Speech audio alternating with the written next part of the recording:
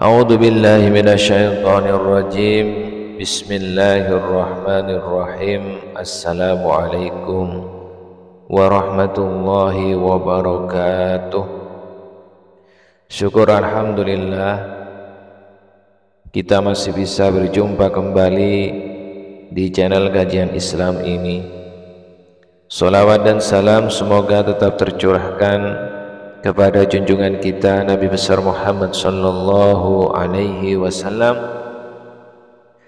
Allahumma salli ala sayyidina Muhammad wa ala ali sayyidina wa maulana Muhammad. Sahabat kajian Islam yang dirahmati Allah, harapan dan doa saya semoga saudaraku semuanya diberikan kesehatan, murah rezeki, diampuni segala dosanya, dan diberikan panjang umur yang barokah. Amin amin ya rabbal alamin.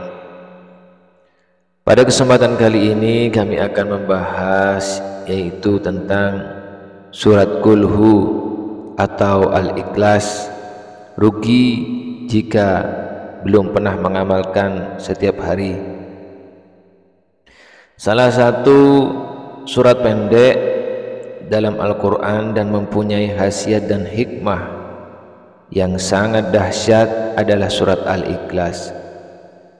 Keutamaan surat tersebut telah dijelaskan oleh para ulama dan arif billah lewat lisan baginda Nabi Muhammad sallallahu alaihi wasallam. Tidak sedikit hadis dan atsar yang mengurai secara spesifik kelebihan dan mutiara hikmah di balik 4 ayat surat Al-Ikhlas tersebut. Salah satu surat yang terpendek dalam Al-Quran dan mempunyai khasiat dan hikmah yang sangat dahsyat,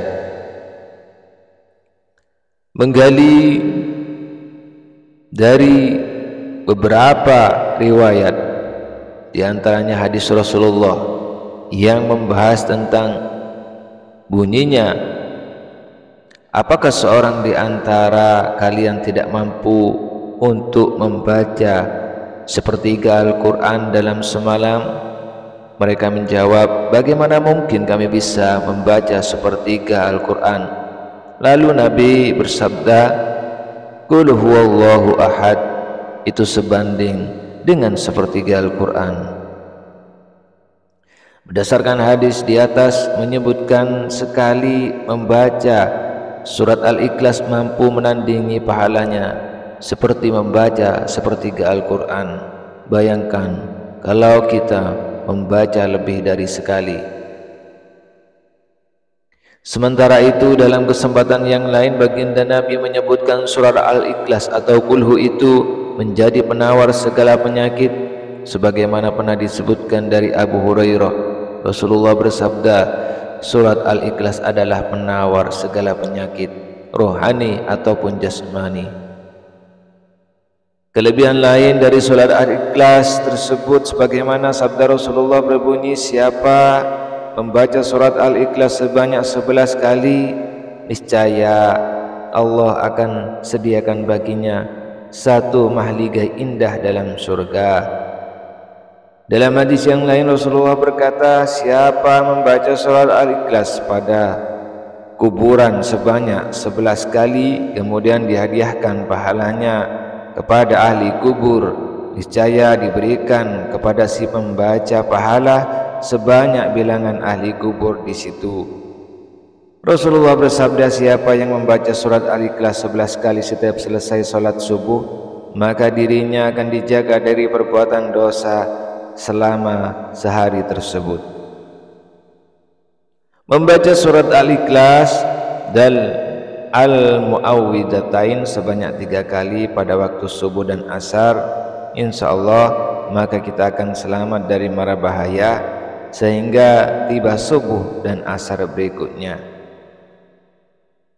Disebutkan juga kelebihan lain surat Al-Ikhlas, bahwa siapa yang membaca di dalam salat sunat duha surat Kursi 10 kali pada rakaat pertama dan Qul-Hu 10 kali pada rakaat kedua, mendapat keridhaan Allah dan insya Allah ada rezeki pada hari itu.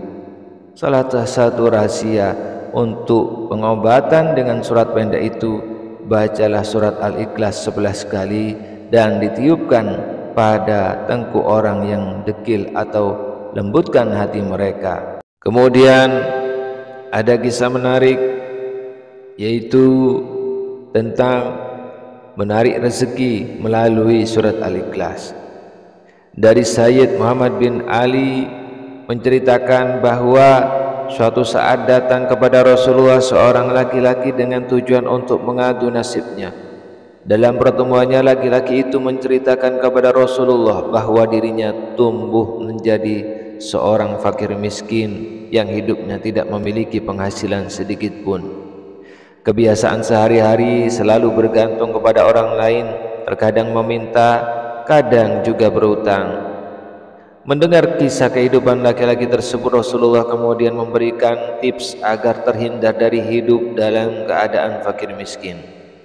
Rasulullah bersabda yang artinya, apabila engkau memasuki rumahmu maka ucapkanlah salam jika di dalamnya ada satu orang, dan jika tidak ada seorang pun di dalamnya maka ucapkanlah salam kepadaku, Assalamualaikum ya Rasulullah, dan bacalah Qul huwallahu ahad 1 kali. Sebagai umat Islam, ketika laki-laki tersebut mendengar penjelasan Rasulullah, ia sangat bangga dan bersedia untuk melakukan apa yang telah diajarkan oleh Nabi. Ia pun pulang dengan sangat lega, meski materi berupa uang dan sesamanya tidak ia terima dari Rasulullah. Akan tetapi dengan bacaan itu sudah melebihi materi berupa dunia dan seisinya. Sampai di rumah, laki-laki itu langsung mengamalkan apa yang ia terima dari Rasulullah. Bahkan ia dengan istiqamah membaca salam ketika hendak masuk di dalam rumahnya, jika ia tahu di dalam ada orang, dan membaca salam. Kemudian jika tidak ada orang, maka beliau mengucapkan salam kepada baginda Nabi Muhammad sallallahu alaihi wasallam. Kemudian dilanjutkan membaca surat Al-Ikhlas. Alhasil Allah memberikan rezeki melebihi apa yang diinginkan sebelumnya. Sahabat kajian Islam yang dirahmati Allah, demikianlah yang dapat kami sampaikan pada kesempatan kali ini. Semoga video ini bermanfaat. Akhirul kalam, wassalamualaikum warahmatullahi wabarakatuh.